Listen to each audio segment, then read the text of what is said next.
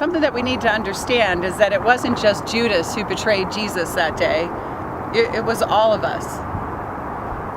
Think about it. Judas betrayed Jesus for 30 shekels or 30 coins, silver. We betray him every day. The question is, what will we do with betrayal in our lives when we experience it? Will we allow it to consume us, make us angry, turn away from people, become cynical like a lot of people in the world? Or will we handle betrayal the way that Jesus handled betrayal? What did Jesus do after Judas betrayed him? He loved him. He forgave him.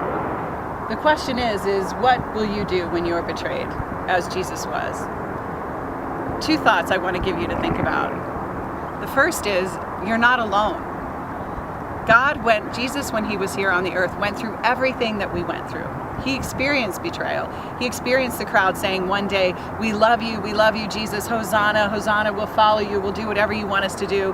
And the next week he experienced them saying, crucify him, crucify him. Jesus knows what it's like to be alone. He knows what it's like when his best friends turn from him and don't want to have anything to do with him.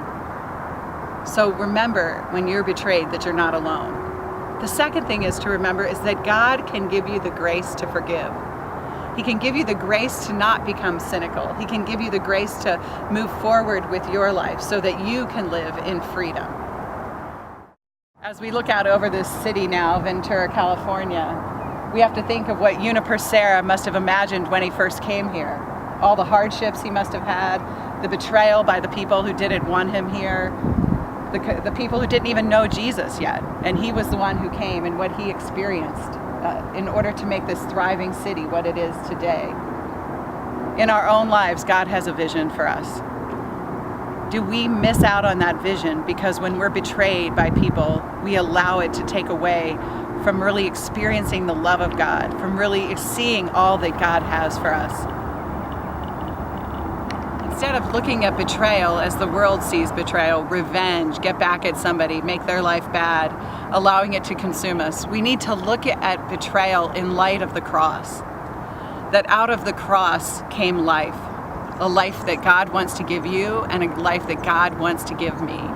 Will you accept and receive the life he wants to give us, or will you live in the midst of betrayal and cynicism?